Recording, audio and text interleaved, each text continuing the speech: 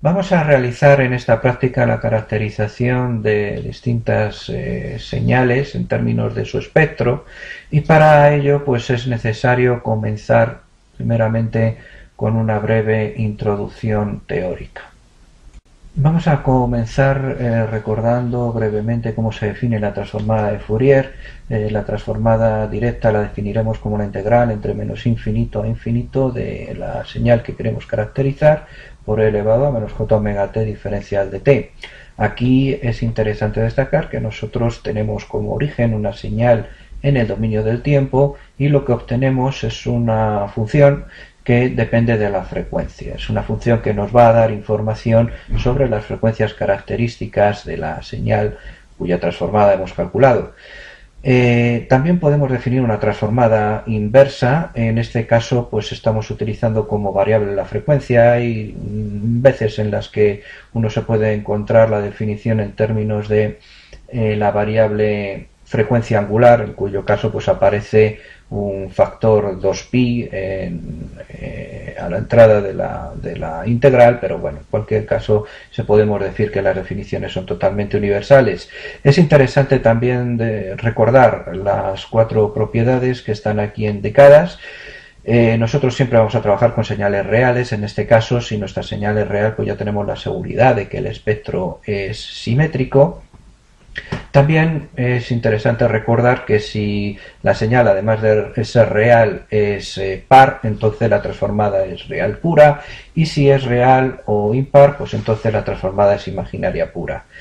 En la tercera propiedad se nos indica que si nosotros tenemos una señal retardada, una cierta cantidad t sub d, pues eso se traduce a efectos de la transformada de Fourier en un factor de fase. Es una exponencial compleja cuyo módulo es la unidad, de tal manera que un retardo pues no afecta en absoluto al módulo de la transformada de Fourier, que es normalmente lo que se mide. Y finalmente, la cuarta propiedad nos indica lo que ocurre cuando nosotros tenemos una señal arbitraria y la multiplicamos por un coseno. Entonces tenemos un nuevo factor de fase que normalmente no se mide, y lo que ocurre es que nos aparece en el espectro pues la transformada de Fourier original de la señal w de t desplazada a una cierta cantidad f sub c, que es precisamente la frecuencia del coseno que está multiplicando la señal original.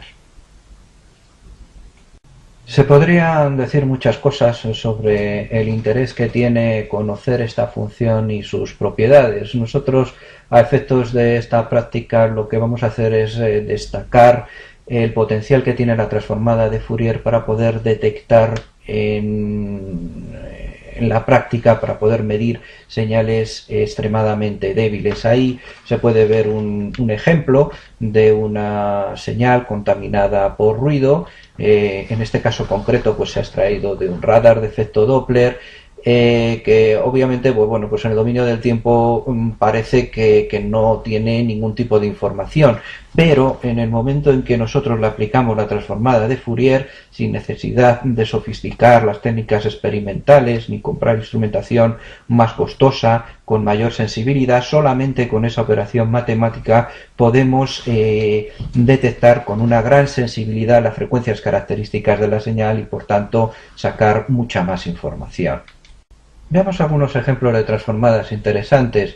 Lo primero que podríamos destacar es que si nosotros tenemos un pequeño salto en el dominio del tiempo, una señal tipo delta de Dirac, cuando pasamos al dominio de la frecuencia pues nos encontramos con un espectro completamente plano. Si nosotros interpretamos el ruido habitual de las señales, nos vamos a encontrar con una situación así. Realmente cuando nosotros tenemos ruido en una señal, ese ruido se puede interpretar como una superposición de muchas deltas desplazadas en el tiempo, de tal manera que al final, si yo tengo esa señal completamente aleatoria reproducida en un osciloscopio, cuando yo me voy a un analizador de espectros, lo que obtengo pues es un nivel de ruido plano. Ahí tenemos todas las frecuencias características representadas. ¿Qué pasa si en lugar de tener un salto, pues pasamos a un pulso de una determinada duración.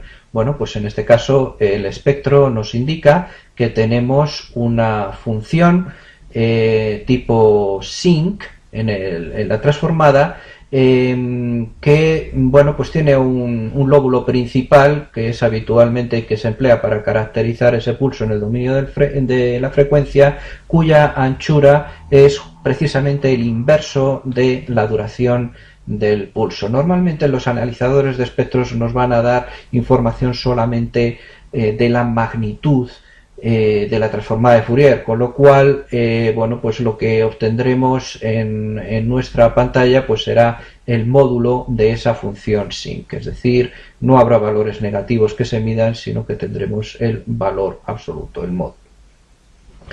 Asimismo, es interesante saber qué es lo que ocurre con una función sinusoidal. En este caso, pues nuestro espectro se convierte en una delta de Dirac que está localizada a una frecuencia que coincide con la frecuencia de esa sinusoide. Y finalmente, si nosotros tenemos un tren de deltas, pues en el dominio del tiempo, en el dominio de la frecuencia, nos volvemos a encontrar con otro tren de deltas, pero separados en una distancia igual al inverso del periodo. En esta transparencia pues muestra algunas señales en el dominio del tiempo moduladas. La modulación es interesante por distintos motivos. Históricamente se ha empleado para transmitir a grandes distancias señales de audio. Podemos destacar que lo que se hace esencialmente en todos los casos es modificar una sinusoide en base al mensaje de audio que se quiera transmitir, y en función de la característica de esa sinusoide que se utilice para transmitir el mensaje, pues nos encontramos con una modulación en fase, una modulación en frecuencia, una modulación en amplitud. Estos son los esquemas básicos de modulación analógica. Cuando nos vamos a la modulación digital, que es la que se emplea hoy en día, pues los fundamentos realmente no cambian demasiado. Lo que se hace es convertir ese mensaje en una secuencia de unos y ceros, y habitualmente empleamos la modulación en frecuencia de tal manera que al 1 se le asigna una determinada frecuencia, al 0 se le asigna otra frecuencia distinta, y con eso pues se pueden transmitir cualquier tipo de señales, sin más que convertirlas todos a una secuencia de unos y ceros. En el caso de la amplitud, nos vamos a centrar un poco más en este esquema de modulación, que es el más sencillo, y que a pesar de que bueno, pues en lo que se refiere a la radio pues está bastante en desuso, aunque hoy en día pues sigue habiendo radios analógicas, pero en lo que se refiere a la caracterización de señales en un banco de guías de onda, pues la modulación en amplitud es bastante importante. En todos estos ejemplos lo que estamos haciendo es utilizar como mensaje una señal sinusoidal. Vayamos ahora al espectro de una señal AM. Lo tenemos aquí representado. Entonces, para poder comprender su espectro es preciso recordar previamente la propiedad que habíamos visto antes, que es lo que ocurre con el espectro de una señal cuando la multiplicamos por un coseno. En el caso de una señal AM, lo que tenemos es una función como lo que aparece en la diapositiva, en la cual pues tenemos una amplitud arbitraria que multiplicamos por el factor 1 más mu coseno de omega sub mt. En este caso el mensaje que queremos modular pues es un coseno a una frecuencia omega sub m, y luego después todo eso lo multiplicamos por el coseno de omega sub ct. Omega sub c pues está haciendo las veces de la frecuencia portadora. Omega sub c la llamamos frecuencia portadora, omega sub m frecuencia moduladora. El espectro resultante lo podemos ver ahí representado. Cuando tenemos nuestro coseno como mensaje, pues lo que nos aparece en el espectro son tres deltas de Dirac. La central tiene una amplitud a medios y está localizada a una frecuencia igual a la portadora, y luego a ambos lados de esa delta de Dirac pues tenemos otras dos que están desplazadas en un factor igual a la frecuencia del mensaje. Si nosotros, en lugar de tener un mensaje de tipo coseno de omega sub mt, tuviéramos un mensaje totalmente arbitrario con un espectro pues como el que aparece en el dibujo de abajo, tendríamos exactamente el mismo proceso. La transformada de Fourier, al haber hecho esa modulación, pues lo que nos está dando es una vez más una delta de Dirac que representa la portadora superpuesta al espectro que tiene ese mensaje. Vamos a ilustrar el funcionamiento del analizador de espectros con un experimento sencillo en el cual pues vamos a visualizar en primer lugar una señal sinusoidal con la ayuda de un generador de funciones avanzado.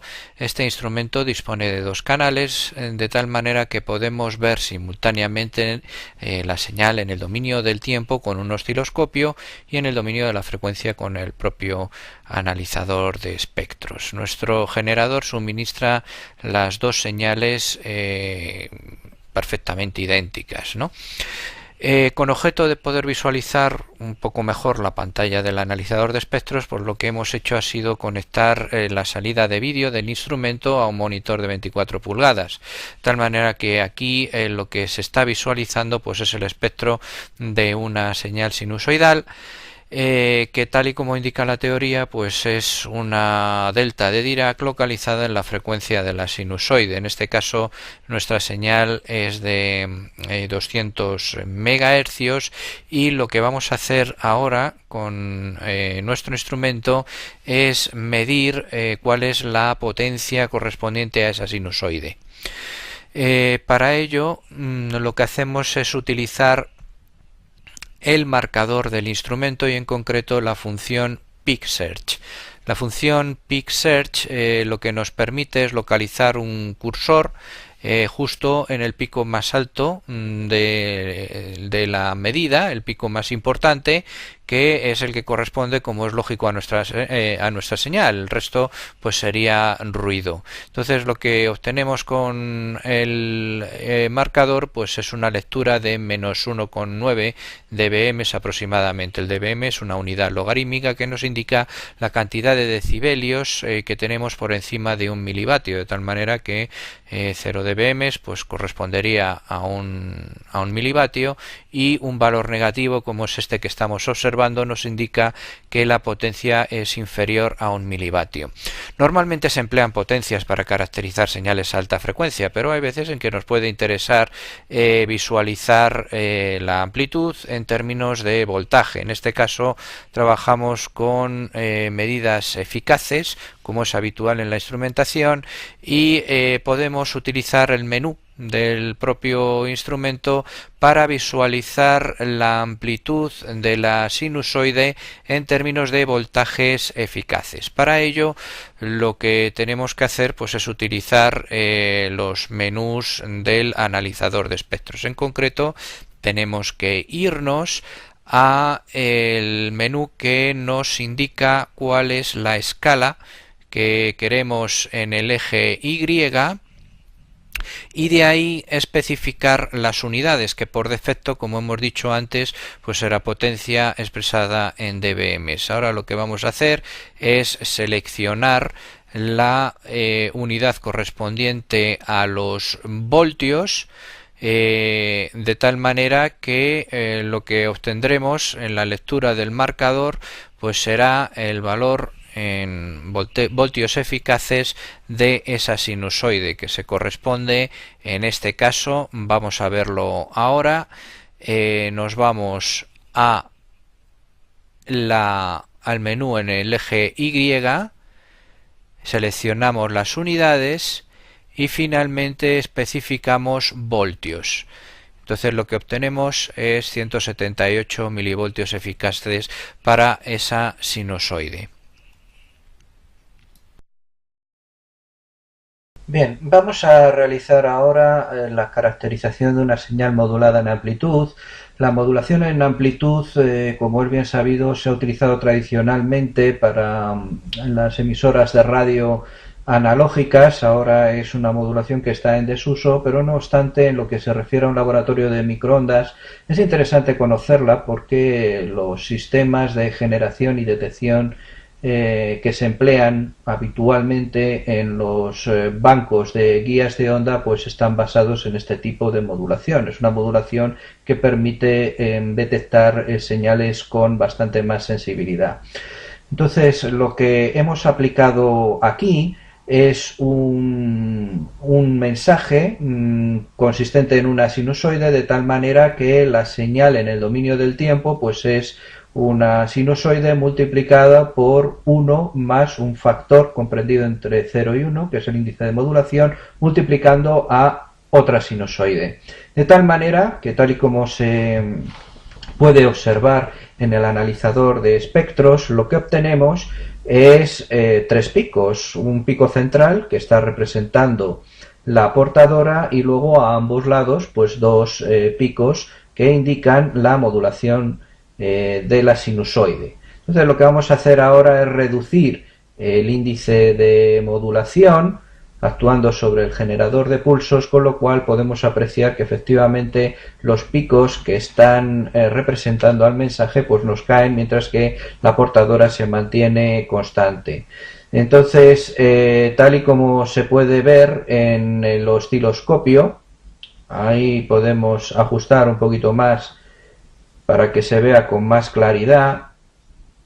Entonces bajamos más el índice de modulación y en el osciloscopio efectivamente se aprecia que la señal prácticamente está sin modular, pero no obstante estamos detectando los picos que representan a la señal moduladora con bastante claridad. Efectivamente, con la modulación AM podemos detectar señales con bastante sensibilidad. Bien, estudiemos ahora cómo es el espectro de un tren de pulsos. Tal y como indica la teoría, un tren de pulsos, al ser una señal periódica, pues tiene que tener un espectro dado por una sumatoria infinita de deltas de Dirac. Esto es lo que tenemos ahora mismo en pantalla. Nosotros estamos generando un tren de pulsos rectangulares de 100 nanosegundos con una frecuencia de repetición de 1 megahercio. Entonces representamos el espectro en una banda comprendida pues prácticamente 0 hercios hasta 40 megahercios, de tal manera que podemos apreciar pues 4 lóbulos en el espectro. El primero de ellos, el lóbulo principal, pues tiene una anchura cuyo inverso es la anchura del pulso en el dominio del tiempo. En este caso pues teníamos 100 nanosegundos de ancho de pulso y por tanto el espectro pues va a tener un lóbulo principal de una anchura igual a 10 megahercios.